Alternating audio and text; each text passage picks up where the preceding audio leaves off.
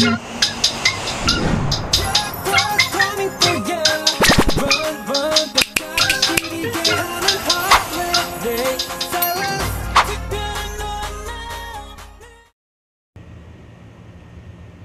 afternoon guys. Ngayon ay April 28, 2024. Video number 195 ko na ito. Itong video na by the way, kung papanoorin po ninyo mula ngayon hanggang sa dulo, tulong na lang po ninyo sa watch hour ko. Okay? Itong video na ito ay malimit kong ginagawa yung Gospel and Homily ni Father Anton C. T. Pascual, Director General ng Caritas Philippines or Caritas Manila. Okay? And at the same time, presidente siya ng Radyo Veritas 846 at chaplain ng St. Padre Pio Chapel sa Shangri-La Mall. Itong video na ito ay malimit kong ginagawa, yung Gospel and Homily nga niya. Ngayon ay 5th Sunday of Easter. Kaya huwag kalimutan magsimba. May oras pa kayo magsimba ng mamyang 4, 5, 6, 7, and 8 p.m. sa San Felipe Neri Parish. Dito rin yan sa Mandaluyong. Okay? Pagbalik ko, by the way, kaya nakaganyan na ako, magsaserve na rin ako. Okay? Pagbalik ko, nasa Shangri-La Mall na ako. Okay? Oh guys, nandito na ako sa Shangri-La Mall. Kaya umina ng boses ko kasi may nagdadasal na sa likod. Okay? Ngayon ay 5th Sunday of Easter, so huwag kalimutan magsimba. May oras pa kayo ng 6, 7, and 8 sa San Felipe Neri Parish. Huwag kalimutan magsimba. Okay? At pagbalik ko, nasa Gospel and Homily na ako ni Father Anton C. T. Pascual. Let us now honor the Holy Gospel.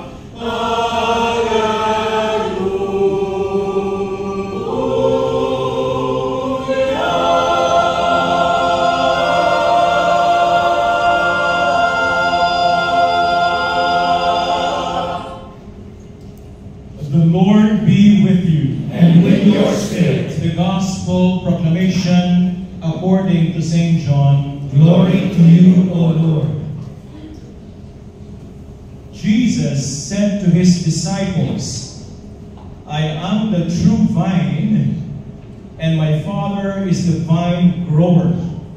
He takes away every branch in me that does not bear fruit, and every one that does he prunes, so that it bears more fruit. You are already pruned because of the word that I spoke to you. Remain in me as I remain in you. Just as a branch cannot bear fruit on its own unless it remains on the vine, so neither can you unless you remain in me. I am the vine, you are the branches. Whoever remains in me and I in him will bear much fruit, because without me you can do nothing. Anyone who does not remain in me will be thrown out like a branch and wither. People will gather them and throw them into a fire, and they will be burned. If you remain in me, and my words remain in you, ask for whatever you want, and it will be done for you. By this is my Father glorified, that you bear much fruit and become my disciples. Church of Sean, the gospel of our salvation. Praise to you, Lord Jesus Christ. Good evening to everyone.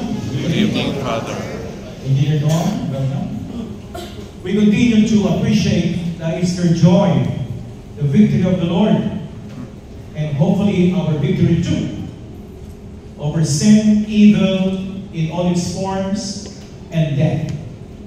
Because Jesus is risen. That is our kerygma. The kerygma. Can you say that word? Kerygma. The proclamation of the good news. That Jesus, although he was killed by the inhumanity of man, God raised him from the dead. And we are the witnesses that Jesus is Lord. And the powerful symbol of the resurrection is the Paschal candle, reminding us of the light of the world that will destroy and overcome all kinds of darkness. Kaya bilang mga Katoliko, we always light a candle every moment of our lives. From birth to death, we will always light a candle.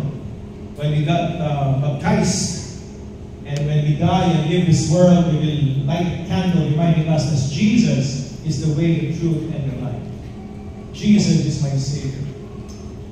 And this evening, we are once more challenged to reflect on a powerful imahe of the risen Christ, especially in his strange claims of who he is, that not even Buddha or Confucius or Muhammad cannot say this powerful claim of Jesus. I am the way, the truth, and the life. I am the living bread. I am the resurrection and the life. I am the good shepherd. And this evening, we will be confronted into one of the most powerful imahe of Jesus Christ. I am the vine.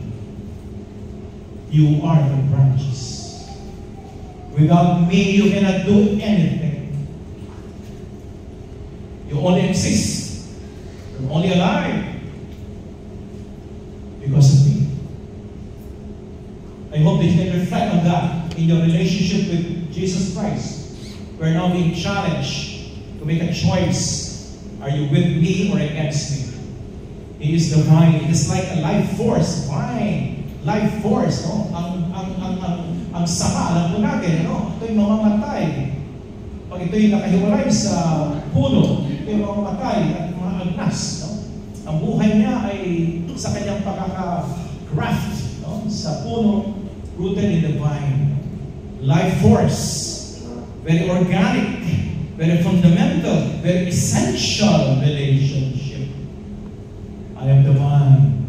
You are the branches. Very powerful I statement of Jesus Christ. Following God, marami siyang I statement 18 times. Jesus said, I. Saan magaling yung I na yan? Sa Old Testament, when Moses asked Yahweh, what's your name? That I will tell the Egyptians, ang sabi ni Yahweh, I am who I am. I am the divinity of who God is. I am the vine, you are the branches. And God wants us to be attached to Him so that we may bear fruit. If you don't bear fruit, there is something fundamentally wrong in your relationship with God. There is something wrong if you will not bear fruit. Kapag ang sanga, tiyak na mamumunga. Naturally, it will bear fruit naturally. And God wants us to bear fruit naturally. Not only fruit, much fruit naturally. Not only much fruit, fruits that will last forever. Hindi yung one time, big time. Hindi yung ningastugon. Ang nais ng Panginoon, tayo mamunga.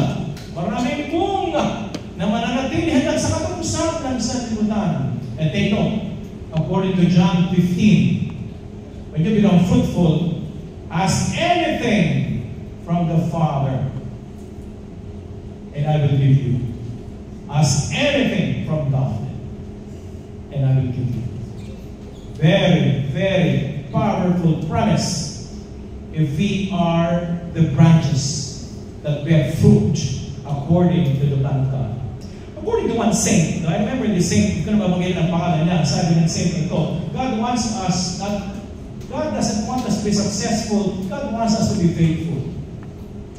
With due respect to the saint. But this evening we are told, we're not only asked to be faithful, we're charged to be fruitful. Mamunga tayo, no? Jesus was raised from the dead not to bring us to heaven at the end of time. Jesus was raised from the dead in order to bring heaven now na. That we become fruitful now na, not at the end of time. God wants to establish His kingdom now na. That's why it's very important for us. Are we growing fruitfully day by day? As we pray and go to Mass and witness to our faith, are we growing fruitfully? Namumunga. Bakit mahalaga ang mamumunga sa plano ng Diyos? Bakit kailangan mamunga tayo? Number one, you give glory to God. According to the Bible, the Gospel today, John 15, every time we become fruitful, we give glory to God. That is the meaning of fruitfulness. You give glory to God. In everything that you do, in everything that you say, give glory to God. And one way of glorifying God is becoming fruitful. Namumunga. At pag hindi namumunga, pinuputol. Naalala ko yung fig tree. Naalala mo yung virgin fig tree? Nilalakad si Kristo ng fig tree. Naghanap siya ng bunga. Butog na siya. Butog ang bunga. Ang sabi na mga alagad ka, ang sabi na alagad niya. Sorry sir, baka next time, pagbalik natin, may bunga na. Pagbalik natin, pag walang bunga yan, putulin na yan.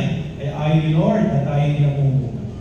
Because fruitfulness is a sign of we glorify God. The second reason why we need to be fruitful is that it is a sign of authenticity of discipleship. Pag tayo namumunga, it is a good sign, authentic sign that we are a disciple of the Lord. Nagpapatotoo na ikaw'y alagad ng Diyos. Sapagkat ang bunga, kailangan visible, nakikita ang bunga. Hindi nakatago ang bunga, kailangan nakikita ang bunga. Kaya pag kita yung bunga, it doesn't mean that we're authentic. Pagka tayo fake disciples, we're not true disciples. Kasi walang nakikita ang bunga sa pagkatao. Kailangan namumunga tayo. Sign of authenticity. And third reason that we need to be fruitful is because it leads to our salvation.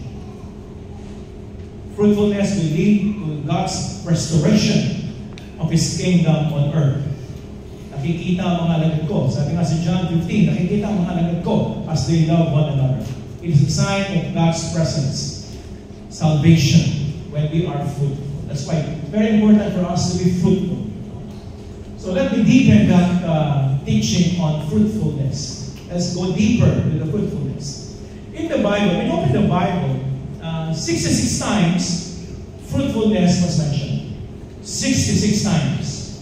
Binanggit na dapat tayo namumunga. And when you cluster this 66 passages in the New Testament about fruitfulness, you can summarize them into 3 kinds of fruit that God wants us to become. The first kind of fruit in the Bible is what you call the fruit of conversion. Metanoia. The fruit of conversion. Can you say that? Conversion. Metanoia. No? Sa Tagalog, pagbabagong buhay. Yan ang unang bunga na nais makita sa atin ng Panginoon. Tayo ay nagbabagong buhay. Tayo nagbabalik loob sa Panginoon. Tinatalikuran natin ang ating kasalanan at masamang muwi. At tayo ay tumatahak sa tuwid na landas. The life of righteousness and truth and love according to the second reading. Yan ang unang makikita natin. At yan ang magiging tanda. Always remember, yan ang tanda na ikay na malapit na sa Diyos. Ang unang-unang mararamdaman kapag kaharap mo ang the light of the world, pag nakikita mo ang liwanag ng Diyos, ano mo mararamdaman yung karumihan mo? Kaya pag nagbukas kayo ng ilaw sa inyong kwarto, ang unang mo makikita yung dumi. Pag nilagyan mo ng ilaw yung mukha mo, makikita mo yung mga blackheads mo. Sapagkat ginanda, kaya nang si Pedro ay nilapitan ni Kristo, ang sabi ni Pedro, "Depart from me, for I am a sinful man." Kaya pag hindi kayo nakaramdam ng inyong karumihan sa harap ng Diyos, you have not been converted. That's why in the Mass, if you notice it, the first part of the Mass, meron tayong Kyrie. Lord have mercy. Christ have mercy. Lord have mercy. In the face of holiness, we feel our unworthiness. Amen? That's why it's the first fruit, no, that God wants to see in us. No? The fruit of conversion. Change. Metanoia. Pagbabalik loob. Are you experiencing that? If you're experiencing that unworthiness before the presence of God, then you are in the right direction. The second fruit that God wants to see in us is what you call the fruit of character. Character. Another word for that is holiness. The fruit of holiness. Saan natin makikita ito? Galatians 5:22. The fruit of the Spirit, according to the teaching of Cardinal Gino Tagle decades ago. I will never forget what he taught us as theologians at San Jose Seminary. The fruit of the Spirit in Galatians 5:22. Ito daw po yung ating character development to the way of holiness. We're growing in love, joy, peace, patience, kindness, goodness, fidelity, generosity, self-control. 9 qualities of the fruit of the Spirit. The fruit of character. The fruit of character. That's why every day, brothers and sisters, try to evaluate. Ako may lumalago sa aking pananampalataya. Huwag mong tingnan yung mga dahon. Yung mga dahon, yung mga externalities. Tingnan mo yung bunga. Iba yung dahon, iba yung bunga. Yung dahon, hindi yung mga external rituals natin. Tingnan niyo yung bunga. Ano nangyayari sa inyong pagkatao? Are you growing in love, joy, peace, gentleness, fidelity, goodness, generosity, self-control? Siyang po yan. Sabi ni Cardinal Chito, hindi pwedeng hindi mawawala dyan. Kailangan lumalago pa sa lahat ng iyan. Pag kayo loving, you must also be joyful. Hindi ka pwedeng mapagmahal pero napakalungkot mo. If you're loving and joyful, you have to be kind. Hindi ka pwedeng violent and abusive. One connects to the other. If you're loving and joyful and kind, you must also be generous. Hindi ka pwedeng mamahal at tandaan mo. Sabi mo sa katabi mo, di ba sabi mo sa'yo? Magkakasama po yan. Sabi ni Cardinal Chito, hindi ka pwedeng loving, joyful, peaceful, gentle, kind, generous, pero wala ka self-control. Hindi pwede. Dapat daw yung magkakasama yan. Take note na. Kaya pinusya yung Galatians 5:22, fruit of the Spirit. Hindi sinabing fruits. Fruit of the Spirit. It's all or nothing. It's either you have all of that, you don't have anything. Kapag walo lang daw yan, sabi ni Cardinal Chito, pag walo lang daw yan, wala lang isa, it's the work of the devil. Hindi galing sa Diyos. Ang spirito na nasa iyo ay spirito ng demonyo at hindi spirito ng Panginoon. The fruit of character, the fruit of the Spirit, Galatians 5:22. 9 qualities. It must all be present in your life. If not, pray for it. Pray that God will send you the Holy Spirit so that you can grow in all the fruit of the Spirit. Amen. And the third and last, the third cluster of fruit in the Bible. The first is conversion. The second is character. The third is the fruit of communion. Communio. Communion is to be one in mission. Communion, mission. That is the reality of the church. We are one. Communion. The fruit of the presence of the Lord is we become one. United. John 17:21, that they may be one. Kaya palagi ko sinasabi sa inyo, kapag tayo naghihiwalay, nagpapahagi, nagkakanya-kanya, it is not the work of the Spirit of the Lord. Diablo came from the word diabolica, which means divine. Kapag Kapag tayo naghiwalay, kanya-kanya, kabahagi, wala sa akin ang Espiritu ng Panginoon.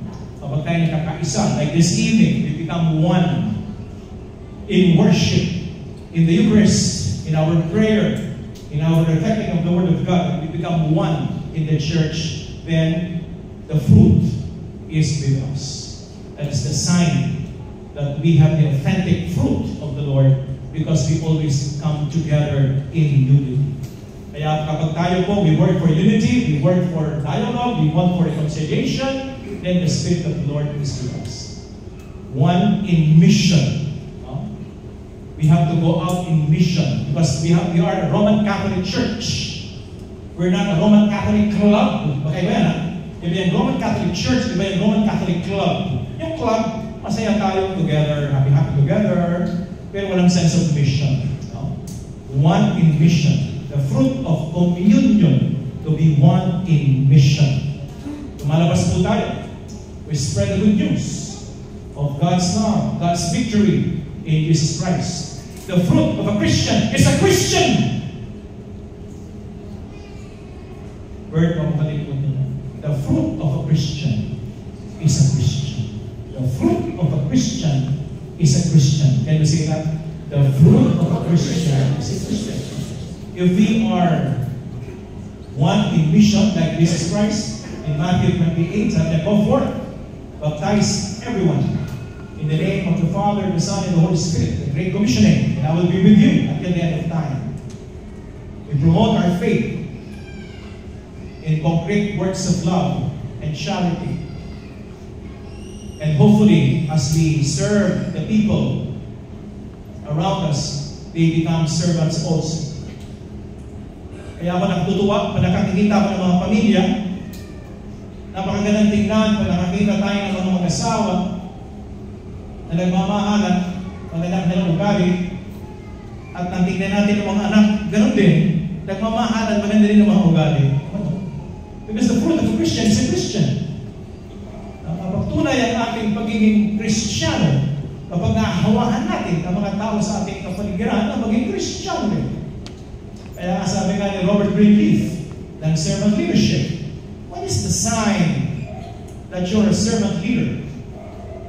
The sign that you're a servant leader, the people that you serve become servants also. Ang mga pinaglingkuran natin, anak natin, trabahante natin, members ng ating organisasyon, mga pinaglingkuran natin, naging lingkod din. That is the highest expression of genuine discipleship. Because the fruit of the Christian is a Christian. Amen. So brothers and sisters, next Sunday we will have the part 2 of this fruitfulness. Next Sunday, you're going to be absent. Mag-check tayo ng attendance. Next Sunday, we will talk about pruning. God also continue to prune us. Kung parang tayo mamunga, mahalaga yung tinatabasan. Tinatabas tayo ng Panginoon. At minsan, meron kailangan tabasin sa ating pagkatao, gawing asal, gawing ugali, gawing asal. Meron kailangan tabasin. Let's talk about next Sunday. Ano kailangan tabasin sa buhay natin? Prune in our lives so that we can bear much fruit that will last forever. So brothers and sisters, as we continue our celebration, I am the vine, we are the branches, Jesus says. Without God, we are nothing. But with God, we are challenged to be fruitful. We have much fruit that will last forever. And I shared with you 3 kinds of fruits in the Bible. The fruit of conversion, the fruit of character, and the fruit of communion. All rise. Power, the presence of God in each one of you, seeking healing, Ngayon ay may healing session. restoration, Ang daming tao. liberation from all your illness, malice, pain, and suffering. Father God, in the name of Jesus, send us your Holy Spirit right now to touch each and every one of us Tatlong klase. as we invoke the Holy Spirit. Ang ganda. Ang ganda ng pag-explain niya. So, salamat pala sa bubiyang ninyo mula kanina. Okay. So muli natin pagkita, don't forget to like, share, and hit the notification bell with the on button. para malaman ninyo yung mga up and coming videos ko. And please do comment down there kung ano man sasabi niyo sa video ito. And please do subscribe my YouTube channel and follow me on my TikTok, Instagram, and Facebook. Sa muli nating pagkikita, Shalom Aleichem. Hey guys, it's Echo and I'm with Louis Santos. Yo, check out this vlog. Thank you.